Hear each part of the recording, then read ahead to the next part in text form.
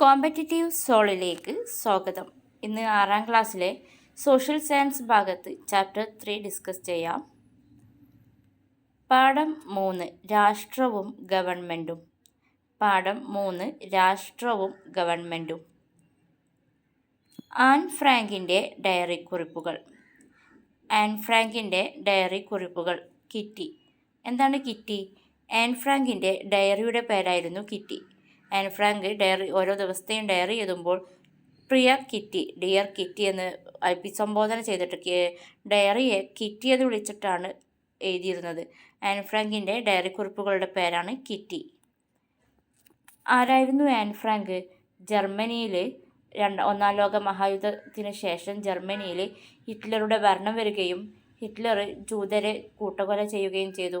ഈ ഒരു സമയത്ത് ജർമ്മനിയിൽ ഒളിവിൽ കഴിയുകയും ശേഷം പിന്നീട് നാസികളുടെ പിടിയിൽപ്പെട്ട് മരണപ്പെടുകയും ചെയ്തൊരു പെൺകുട്ടിയാണ് ആൻ ഫ്രാങ്ക്. ഒന്നാം ലോക മഹായുദ്ധത്തിന് പരാജയത്തിന് ശേഷം ജർമ്മനി വെയ്സായ് സന്ധി ഒപ്പുവെക്കേണ്ടി വന്നു. ഈ വെയ്സായ് സന്ധി ഉടമ്പടി പ്രകാരം ജർമ്മനിക്ക് ഒരുപാട് നഷ്ടങ്ങൾ വന്നു. ജർമ്മനി തകർന്നു നിൽക്കുന്ന ഈ ഒരു സമയത്ത് ഈ ഒരു സാഹചര്യം മുതലെടുത്ത് വന്ന ഒരു ഭരണാധികാരിയാണ് ഹിറ്റ്ലർ. ഹിറ്റ്ലർ അവിടെ ആര്യന്മാരാണ് പരിശുദ്ധരും, ജൂതരെ എന്ത് ചെയ്തു? കൂട്ടക്കൊല ചെയ്യുകയും ചെയ്തു. ഈ കൂട്ടക്കൊല പറയുന്ന പേരാണ് ഹോളോകാസ്റ്റ്. ഹിറ്റ്ലറുടെ പാർട്ടിയായിരുന്നു നാസി. ഹിറ്റ്ലർ കൊണ്ടുവന്ന സൈന്യമാണ് തവിട്ടുകുപ്പായക്കാർ. ഹിറ്റ്ലറുടെ പോലീസാണ് ഗസ്റ്റപ്പോ.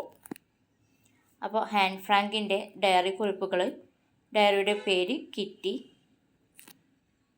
ആൻ ഫ്രാങ്കിൻ്റെ ഡയറി കുറിപ്പുകളുടെ സാഹചര്യം അറിയുന്നത് ഒന്നാം ലോക മഹായുദ്ധ പരാജയത്തിന് ശേഷം ജർമ്മനി വെയ്സായ് സന്ധി ഒപ്പുവെക്കേണ്ടി വന്നു. ആ ഉടമ്പടി പ്രകാരം ജർമ്മനി ഒരുപാട് തകർന്നു, ഒരുപാട് നഷ്ടങ്ങളും ഒക്കെ വന്നു. ഈ ഒരു സമയത്ത് ഭരണത്തിലേക്ക് ഹിറ്റ്ലർ വരുന്നു. ഹിറ്റ്ലർ ജൂതരെ കൂട്ടക്കൊല ചെയ്യുന്നു. ഇതിനെ പറയുന്നതാണ് ഹോളോകാസ്റ്റ് എന്ന്. ഹിറ്റ്ലറുടെ പാർട്ടിയായിരുന്നു നാസി, സൈന്യം തവിട്ടുകുപ്പായക്കാർ, പോലീസ് ഗസ്റ്റപ്പോ. എന്താണ് രാഷ്ട്രം? ജനങ്ങൾ രൂപീകരിച്ച ഏറ്റവും ഉന്നതമായ സാമൂഹിക രാഷ്ട്രീയ സ്ഥാപനമാണ് രാഷ്ട്രം. എന്താണ് രാഷ്ട്രം? ഡെഫിനിഷൻ ശ്രദ്ധിക്കുക. ജനങ്ങൾ രൂപീകരിച്ച ഏറ്റവും ഉന്നതമായ സാമൂഹിക രാഷ്ട്രീയ സ്ഥാപനമാണ് രാഷ്ട്രം. രാഷ്ട്രത്തെക്കുറിച്ചുള്ള പഠനമാണ് രാഷ്ട്രതന്ത്രശാസ്ത്രം, പൊളിറ്റിക്സ്. രാഷ്ട്രത്തെക്കുറിച്ചുള്ള പഠനമാണ് രാഷ്ട്രതന്ത്രശാസ്ത്രം. അരിസ്റ്റോട്ടിൽ രാഷ്ട്രതന്ത്രശാസ്ത്രത്തിൻ്റെ അല്ലെങ്കിൽ പൊളിറ്റിക്സിൻ്റെ പിതാവാണ് അരിസ്റ്റോട്ടിലാണ്. ഈ ഒരു വേർഡ് രാഷ്ട്രതന്ത്രശാസ്ത്രം എന്ന വേർഡ് ആദ്യമായിട്ട് ഉപയോഗിക്കുന്നതുമാരാണ് അരിസ്റ്റോട്ടിലാണ്. ഞാൻ പഠിച്ചതാണ്. അരിസ്റ്റോട്ടിലിൻ്റെ പ്രധാന ബുക്കാണ് പൊളിറ്റിക്സ്. കഴിഞ്ഞ പാഠത്തിൽ നമ്മൾ അരിസ്റ്റോട്ടിലിനെ കുറിച്ച് പഠിച്ചിട്ടുണ്ട് കുറച്ച്. അരിസ്റ്റോട്ടിൽ രാഷ്ട്രതന്ത്രശാസ്ത്രത്തിൻ്റെ പിതാവാണ്. രാഷ്ട്രതന്ത്രം എന്ന വേർഡ് ആദ്യമായിട്ട് യൂസ് ചെയ്യുന്നത് അരിസ്റ്റോട്ടിലാണ്. അരിസ്റ്റോട്ടിലിൻ്റെ ബുക്കാണ് പൊളിറ്റിക്സ്. ദെൻ സ്റ്റേറ്റ് എന്ന വേർഡിൻ്റെ ഒറിജിനാണ് പറയുന്നത്.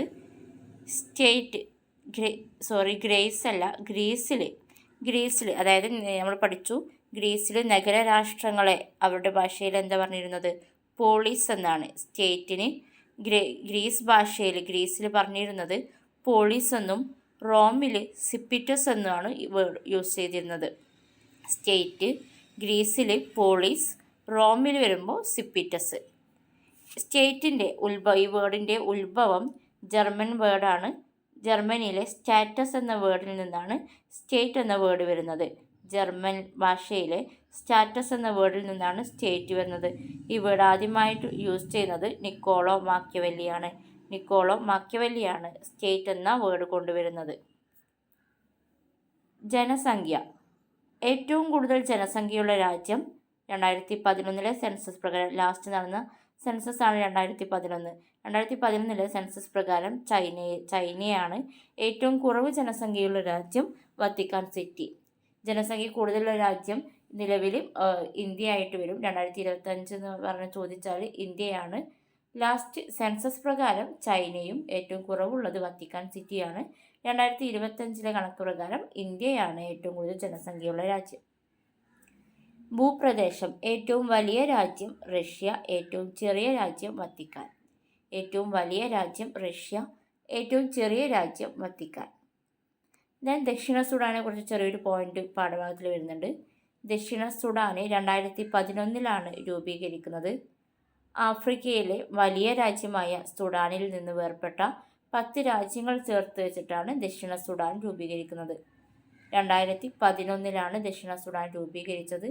ആഫ്രിക്കയിലെ വലിയ രാജ്യമായ സുഡാനിൽ നിന്ന് എടുത്ത 10 രാജ്യങ്ങൾ ചേർത്ത് വെച്ചിട്ടാണ് ദക്ഷിണ സുഡാൻ രൂപീകരിച്ചത്. ദെൻ എന്താണ് ഗവൺമെൻറ്? രാഷ്ട്രവും ജനങ്ങളും തമ്മിലുള്ള ബന്ധം സജീവമായി നിലനിർത്താൻ സഹായിക്കുന്നതാണ് ഗവൺമെൻറ്. രാജ്യത്തിനും രാഷ്ട്രത്തിനും ജനങ്ങൾക്കുമിടയിൽ ഒരു ടൈ ആയിട്ട് നിൽക്കുന്നതാണ് ഗവൺമെൻറ്. രാഷ്ട്രവും ജനങ്ങളും തമ്മിലുള്ള ബന്ധം സജീവമായി നിലനിർത്തുന്നു. ദെൻ പരമാധികാരം. രാജ്യത്തിന് ഒരു രാഷ്ട്രത്തിന് സംബന്ധിക്കുന്ന എന്തൊരു തീരുമാനം മറ്റു ഇടപെടലുകളോ സമ്മർദ്ദങ്ങളോ ഇല്ലാതെ ഉന്നതമായിട്ട് ഒരു രാഷ്ട്രത്തിന് അവരുടെ എല്ലാ തീരുമാനങ്ങൾ എടുക്കാനുള്ള ഒരു കഴിവിനെയാണ് പരമാധികാരം എന്ന് പറയുന്നത്. ബാഹ്യ ഇടപെടലുകൾക്കോ സമ്മർദ്ദങ്ങൾക്കോ വിധേയമാകാതെ തീരുമാനങ്ങൾ എടുക്കാനുള്ള രാഷ്ട്രത്തിൻ്റെ പരമമായ അധികാരമാണ് പരമാധികാരം. ദെൻ രാഷ്ട്ര രൂപീകരണ സിദ്ധാന്തങ്ങൾ. ലോകത്ത് ഒരുപാട് രാഷ്ട്രങ്ങളുണ്ട്. ഓരോ രാഷ്ട്രത്തിൻ്റെ രൂപീകരണവും വ്യത്യസ്തമായിട്ടുള്ള കാരണങ്ങൾ കൊണ്ടാണ്. സ്വാഭാവികമായിട്ടുണ്ടായ രാഷ്ട്രങ്ങളുണ്ട്. ഉടമ്പടി പ്രകാരവും പല രീതിക്കും സാഹചര്യങ്ങളിലും ഉണ്ടായിട്ടുള്ള രാഷ്ട്രങ്ങളുണ്ട്.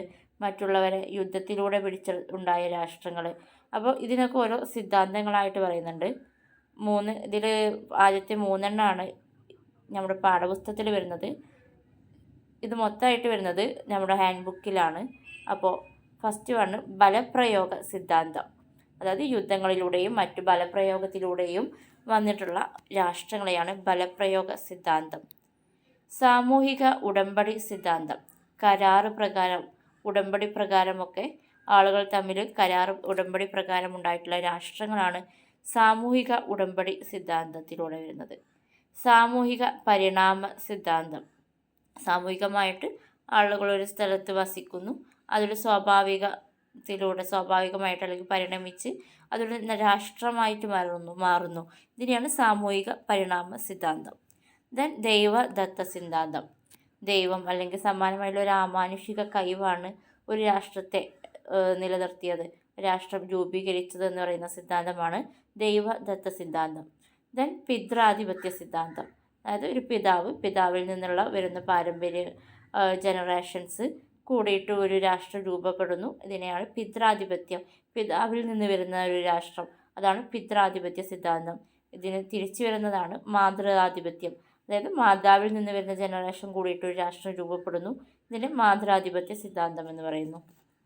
ദെൻ ഗോത്രരാഷ്ട്രങ്ങൾ എങ്ങനെ ദേശരാഷ്ട്രങ്ങൾ വരെ എത്തി? ഗോത്രരാഷ്ട്രങ്ങൾ എന്ന് പറയുമ്പോൾ ഒരേ പാരമ്പര്യത്തിൽ വരുന്ന ഒരേ നിറം, ഒരേ ആചാരങ്ങൾ, എല്ലാ കൊണ്ടും ഒരേ ഒരു യൂണീക്കിൽ വരുന്ന ആളുകൾ ഉള്ള ഇതാണ് ഗോത്രരാഷ്ട്രങ്ങൾ. അതിനുശേഷം ഒരുപാട് ഗോത്രരാഷ്ട്രങ്ങൾ ചേർന്നിട്ടാണ് പൗരസ്ത്യ ഭരണ സംവിധാനങ്ങൾ വരുന്നത്. പൗരസ്ത്യ ഭരണ സംവിധാനങ്ങൾ എന്ന് പറയുമ്പോൾ ഹാരപ്പൻ സംസ്കാരം, മെസപ്പൊട്ടോമിയൻ സംസ്കാരം, ഈജിപ്ഷ്യൻ സംസ്കാരം, ഈ ഒരു സംവിധാനങ്ങളാണ് പൗരസ്ത്യ ഭരണ സംവിധാനങ്ങൾ എന്ന് പറയുന്നത്. അതിനുശേഷം ഗ്രീക്ക് നഗരരാഷ്ട്രങ്ങളായി. ഗ്രീക്കിൽ നഗരരാഷ്ട്രങ്ങൾ നിയമങ്ങളും ഒക്കെ വരാൻ തുടങ്ങി. ആധുനിക രാഷ്ട്രത്തിലേക്ക് വന്നു. ഒന്നുകൂടി അടുത്തേക്ക് വന്നിട്ടാണ് റോമ സാമ്രാജ്യം. കൃത്യമായ ഭരണാധികാരികളും നിയമങ്ങളും വ്യവസ്ഥകളും അത് നടപ്പിലാക്കലൊക്കെ വന്നു. അതാണ് റോമ സാമ്രാജ്യം. ദെൻ ഫ്യൂഡൽ രാഷ്ട്രം. റോമ സാമ്രാജ്യത്തിനൊക്കെ ശേഷം പിന്നെ ഒരു ഫ്യൂഡലിസം ആയിരുന്നു കുറച്ചു കാലം. പ്രഭുക്കന്മാർ, അടിമകൾ, ആ ഒരു രീതിക്ക്. ദെൻ ആധുനിക രാഷ്ട്രങ്ങളാണ് ദേശരാഷ്ട്രങ്ങൾ എന്ന് പറയുന്നത്. എന്താണ് ഫ്യൂഡലിസം? ഫ്യൂഡ് എന്ന വേർഡ് ജർമ്മൻ വേർഡാണ്. ഒരു തുണ്ട് ഭൂമി എന്നാണ് ഫ്യൂഡ് എന്ന വേർഡ്. പ്രഭുക്കന്മാർ തങ്ങളുടെ കൃഷിഭൂമിയിൽ പണിയെടുത്തിരുന്നവരെ അടിമകളെപ്പോലെ ചൂഷണം ചെയ്തിരുന്ന സാമൂഹിക ഭരണ വ്യവസ്ഥിതിയാണ് ഫ്യൂഡലിസം. യൂറോപ്പിലായിരുന്നു ഫ്യൂഡലിസം പ്രധാനമായിട്ടും നിലനിന്നിരുന്നത്. അവിടെ രാജാക്കന്മാർ, പ്രഭുക്കന്മാർ, അടിമകൾ, ഇങ്ങനെ 3 തട്ടുകളായിട്ടാണ് ആളുകൾ ഉണ്ടായിരുന്നത്. രാജാവ്, പ്രഭുക്കന്മാർ, അടിമകൾ. പ്രഭുക്കന്മാർക്കായിരുന്നു കുറച്ചുകൂടെ പവർ ഉണ്ടായിരുന്നത്. അവരാണ് ഒരുപാട് സ്വത്തുകളൊക്കെ കൈവശം വെച്ചിരുന്നതും പവർ ഉണ്ടായിരുന്നതും പ്രഭുക്കന്മാർക്കാണ്. ഇവരിവിടെ കൃഷിഭൂമിയിൽ ഉണ്ടായിരുന്ന അവർക്ക് വേണ്ടി പണിയെടുത്തിരുന്ന ആളുകളെ തീർത്തും അടിമകളെ പോലെയാണ് കണ്ടിരുന്നത്. അവർ പണത്തിന് അവരെ വിൽക്കുകയും വാങ്ങുകയും ചെയ്യും. മനുഷ്യാവകാശങ്ങളൊന്നുമില്ലാതെ അടിമകളെ പോലെ ചൂഷണം ചെയ്തിരുന്ന ഒരു സാമൂഹിക ഭരണ വ്യവസ്ഥിതിയാണ് ഫ്യൂഡലിസം എന്ന് പറയുന്നത്. ഫ്യൂഡ് എന്ന് പറയുന്നത് ജർമ്മൻ വേർഡാണ്. ഒരു തുണ്ട് ഭൂമി എന്നാണ് ഫ്യൂഡിൻ്റെ അർത്ഥം. ദെൻ 14-15 നൂറ്റാണ്ടുകളിൽ നവോത്ഥാനത്തിലേക്ക് വന്നു. കല, വൈജ്ഞാനികം, ആർട്ട്, അതുപോലെ സയൻസ്, ഈ ഭാഗത്തൊക്കെ പുത്തൻ ഉണർവ് വന്ന ഒരു കാലഘട്ടമാണ് നവോത്ഥാനം. ഒരുപാട് കണ്ടുപിടുത്തങ്ങളും ഒരുപാട് സാഹിത്യ രചനകളും ഒക്കെ വന്നിട്ടുള്ളത് നവോത്ഥാന കാലഘട്ടത്തിലാണ്. 14-15 നൂറ്റാണ്ടുകളിൽ ഇറ്റലിയിലും ഇതര യൂറോപ്യൻ രാജ്യങ്ങളിലും കലാവൈജ്ഞാനിക മേഖലകളിൽ ഉണ്ടായ പുത്തൻ ഉണർവാണ് നവോത്ഥാനം. പെട്ടെന്ന് എല്ലാ കാര്യങ്ങളിലും ഒരു ഉണർവ് വന്നു. ഇതിനെയാണ് നവോത്ഥാനം എന്ന് പറയുന്നത്. ഇതിൽ പ്രധാന നവോത്ഥാന നായകന്മാരായിരുന്നു ദാന്തെ, പെട്രാർക്ക്, ഡാവിഞ്ചി. ഇതൊരു വലിയൊരു പോർഷനാണ്. തുടർന്നുള്ള ക്ലാസ്സുകളിൽ നമ്മൾ പഠിക്കും. ഇപ്പോൾ ഇത്രയുള്ളൂ പറയുന്നത്. 14-15 നൂറ്റാണ്ടുകളിൽ ഇറ്റലിയിലും ഇതര യൂറോപ്യൻ രാജ്യങ്ങളിലും കലാവൈജ്ഞാനിക മേഖലകളിൽ ഉണ്ടായ പുത്തൻ ഉണർവാണ് നവോത്ഥാനം. പ്രധാന നവോത്ഥാന നായകന്മാരായിരുന്നു Dante, Petrarch, da Vinci. Then last ഗവൺമെൻറ്റിൻ്റെ ഘടകങ്ങൾ. ഗവൺമെൻറ്റിൻ്റെ ഘടകങ്ങൾ പ്രധാന മൂന്ന് ഘടകങ്ങളാണ്: നിയമനിർവഹണ വിഭാഗം, കാര്യനിർവഹണ വിഭാഗം, നീതിന്യായ വിഭാഗം. ഒരു ഗവൺമെൻറ്റിൻ്റെ കൃത്യമായിട്ടൊരു ഗവൺമെൻറ് പോകണമെങ്കിൽ ഈ 3 വിഭാഗങ്ങളും പ്രവർത്തിക്കണം. നിയമനിർവഹണ വിഭാഗം എന്ന് പറയുമ്പോൾ നിയമനിർമ്മാണ സഭ, രാജ്യസഭ, ലോകസഭ, നിയമസഭ, ഇവിടെയാണ് നിയമങ്ങൾ നിർമ്മിക്കുന്നത്. ഇതിനെയാണ് നിയമനിർവഹണ വിഭാഗം. ഒരു രാഷ്ട്രത്തിന് വേണ്ടിയുള്ള നിയമങ്ങൾ നിർമ്മിക്കുന്നു. കാര്യനിർവഹണ വിഭാഗം നിർമ്മിച്ച നിയമങ്ങൾ കൃത്യമായിട്ട് രാഷ്ട്രത്തിൽ നടപ്പിലാവുന്നുണ്ടോ എന്ന് നടപ്പിലാക്കുന്നതും അത് പരിശോധിക്കുന്നതും ആരാണ്? കാര്യനിർവഹണ വിഭാഗമാണ്. ജുഡീഷ്യറി, ഉദ്യോഗസ്ഥ വൃത്തം ഒക്കെ ഇതിൻ്റെ അണ്ടറിലാണ് വരുന്നത്, കാര്യനിർവഹണ വിഭാഗം. ദെൻ നീതി നടപ്പിലാക്കുന്നു, നീതിന്യായ വിഭാഗം. നിയമം എത്രത്തോളം നടപ്പിലായി, അത് ആർക്കെങ്കിലും തടസ്സപ്പെട്ടോ, ഇതൊക്കെ നീതിപൂർവ്വം നടപ്പിലാക്കുന്നത് നീതിന്യായ വിഭാഗമാണ്. അപ്പോൾ ഇത്രയൊക്കെയാണ്. ഇതൊരു ചെറിയ പാഠഭാഗമാണ്. ഇത്രയാണ് ഈ പാഠഭാഗത്ത് വരുന്നത്. ഞാൻ 2 ക്വസ്റ്റ്യൻസ് ചോദിക്കാം. അതിന് ഉത്തരം നിങ്ങൾ റീപ്ലൈ ചെയ്യാതെ നിങ്ങൾക്ക് ഉത്തരം അത് എടുക്കാൻ കിട്ടുന്നുണ്ടെങ്കിൽ നിങ്ങൾ തീർച്ചയായിട്ടും കമൻറ്റ് ചെയ്യണം. ആരാണ് രാഷ്ട്രതന്ത്ര ശാസ്ത്രത്തിൻ്റെ പിതാവ്? ആരാണ് രാഷ്ട്രതന്ത്ര ശാസ്ത്രത്തിൻ്റെ പിതാവ്? സെക്കൻഡ് ക്വസ്റ്റ്യന്, സ്റ്റേറ്റ് എന്ന വേർഡ് ആദ്യമായിട്ട് ഉപയോഗിച്ചത് ആരാണ്? സ്റ്റേറ്റ് എന്ന വേർഡ് ആദ്യമായിട്ട് ഉപയോഗിച്ചത് ആരാണ്?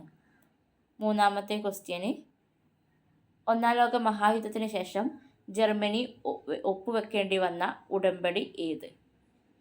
3 ക്വസ്റ്റ്യൻസും നിങ്ങൾക്ക് ഞാൻ ഇപ്പോൾ പഠിപ്പിച്ചതിൽ നിന്ന് നിങ്ങൾക്ക് എടുക്കാൻ കഴിയുന്നുണ്ടെങ്കിൽ, റിവൈസ് ചെയ്യാൻ കഴിയുന്നുണ്ടെങ്കിൽ നിങ്ങൾ തീർച്ചയായിട്ടും കമൻറ്റ് ചെയ്യണം. ഒന്നാമത്തെ ക്വസ്റ്റ്യന്, രാഷ്ട്രതന്ത്രശാസ്ത്രത്തിൻ്റെ പിതാവ് ആരാണ്?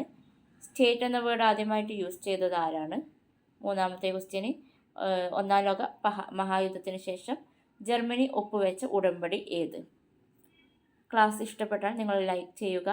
തുടർന്നുള്ള ക്ലാസ്സുകൾക്ക് 6ാം ക്ലാസ്സും അതിനുശേഷം 7, 8, 9, 10 ഒക്കെ ചെയ്യുന്നതാണ്. തുടർന്നുള്ള ഭാഗങ്ങൾക്ക് വേണ്ടിയിട്ട് നിങ്ങൾ ചാനൽ സബ്സ്ക്രൈബ് ചെയ്ത് വെക്കുക. Thank you.